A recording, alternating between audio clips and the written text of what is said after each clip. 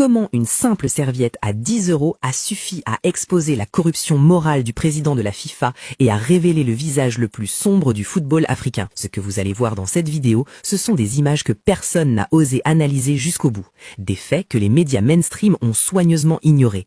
Et une vérité qui dérange au plus haut sommet des instances internationales. Restez jusqu'à la fin parce que je vais vous montrer pourquoi cette finale de la CAN 2025 restera dans l'histoire comme le plus grand scandale arbitral et institutionnel du football africain. Alors commençons par poser le décor. La finale de la Coupe d'Afrique des Nations entre le Sénégal et le Maroc, ce n'était pas qu'un simple match de football. Non, c'était un affrontement géopolitique majeur, une guerre d'influence déguisée en compétition sportive. Dans un stade transformé en véritable arène de pression multidimensionnelle, l'enjeu dépassait largement le trophée. Ce qui se jouait, c'était la validation d'un modèle d'influence au sein du football africain. Et ce que les caméras ont capté ce soir-là a révélé une fracture immense entre l'image policée que la FIFA tente de projeter et la réalité d'un environnement de jeu complètement dégradé par des manœuvres de déstabilisation orchestrées. Et au centre de tout ça, il y a un homme, Gianni Infantino, le président de la FIFA en personne, celui qui est censé incarner la neutralité, l'équité, le fair play.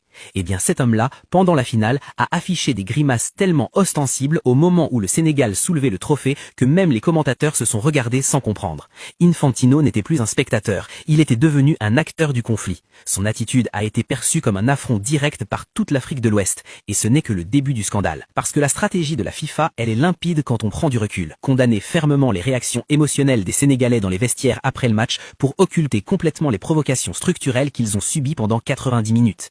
Infantino a parlé d'actes inacceptables, de scènes déplorables qui ne doivent jamais se reproduire. Mais pas un mot, vous m'entendez bien, pas un seul mot sur le harcèlement physique et le vol de matériel subi par les joueurs sénégalais sur le terrain. Cette focalisation exclusive sur ce qui s'est passé dans les vestiaires, c'est une manœuvre pour justifier des sanctions prévisibles tout en validant implicitement l'anti-jeu du pays hôte. Et maintenant, parlons de ce que j'appelle la guerre des serviettes, parce que ce qui s'est passé sur ce terrain, ça dépasse tout ce qu'on a pu voir dans une compétition internationale. Pour ceux qui ne comprennent pas l'importance d'une serviette pour un gardien de but, laissez-moi vous expliquer. La serviette, c'est l'outil de routine du gardien. Elle sert à maintenir l'adhérence des gants, à évacuer la sueur, à garder les mains sèches pour les arrêts décisifs. La volée, c'est briser la concentration du gardien, introduire un doute psychologique, et dans certaines cultures, ça renvoie même à des croyances liées à la magie noire ou à la perte d'anti-sèche pour les pénaltys.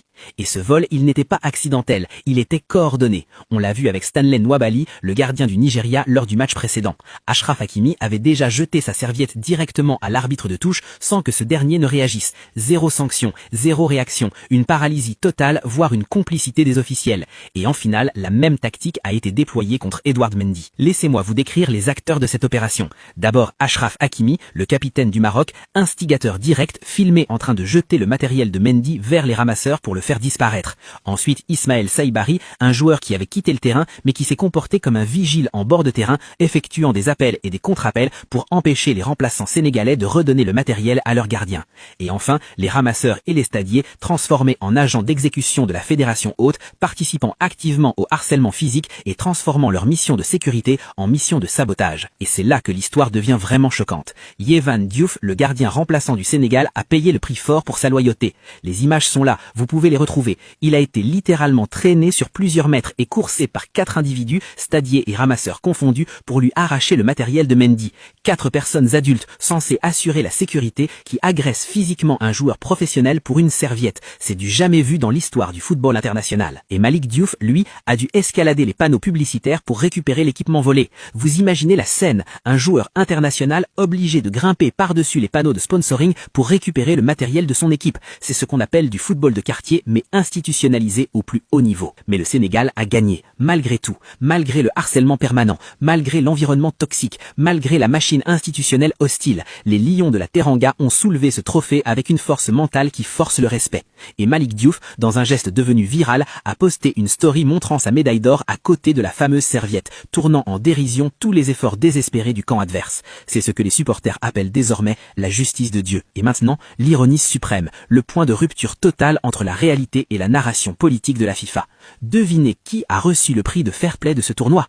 Achraf Hakimi. Oui, vous avez bien entendu, le même capitaine filmé en train de voler le matériel adverse et de narguer les officiels a été honoré par la Confédération africaine de football. C'est la plus grande plaisanterie de l'histoire de la CAF et probablement du football mondial. Quand on compare cette finale avec ce qui se passe à l'Euro ou à la Copa América, où la neutralité des stadiers et des ramasseurs est une règle d'or absolue, on mesure la la régression alarmante. Le témoignage d'Ismaël Jacobs après le match est édifiant. Il a parlé d'un épuisement psychologique tel que certains joueurs n'en pouvaient plus. Il a même fait le lien avec les forfaits mystérieux de cadres comme Crépin Diatta et Pape Matar Sarr avant le match, suggérant que l'environnement toxique créé par le pays hôte a agi comme un poison lent sur le groupe sénégalais. 3 défaillances majeures doivent être pointées du doigt. Premièrement, la passivité coupable des arbitres. Le geste de Hakimi jetant la serviette à l'arbitre de touche sans aucune sanction définit une zone de non-droit sur le terrain. Deuxièmement, l'instrumentalisation des stadiers. L'intrusion physique des agents de sécurité pour agresser Yehvan Diouf marque la fin de la notion même de sécurité neutre. Et troisièmement, le sabotage psychologique coordonné. L'utilisation de joueurs remplaçants comme Saibari pour harceler le camp adverse en plein match est une violation flagrante de tous les protocoles de la FIFA. Ce que le Sénégal a accompli ce soir-là, c'est bien plus qu'une victoire sportive. C'est le triomphe de la résilience sur un système entier qui voulait leur défaite. Les Lions n'ont pas seulement battu 11 joueurs, ils ont battu une machine institutionnelle et tactique hostile, un arbitrage partial, des stadiers complices et un président de la FIFA qui grimaçait de dépit en les voyant soulever le trophée. Alors maintenant, je vous pose la question. Pensez-vous sincèrement que la FIFA a encore la moindre crédibilité pour sanctionner le Sénégal après avoir récompensé les provocations d'Hakimi avec un prix de fair play? Est-ce que cette institution peut encore prétendre incarner les valeurs du sport quand son propre président affiche publiquement son parti pris? Je veux lire vos arguments dans les commentaires. Dites-moi ce que vous en pensez. Et si cette vidéo vous a ouvert les yeux sur ce qui s'est vraiment passé lors de cette finale, partagez-la massivement, parce que cette histoire mérite d'être connue. Abonnez-vous si ce n'est pas encore fait, activez la cloche pour ne rien manquer, et on se retrouve très vite pour une prochaine analyse. Allez, la paix.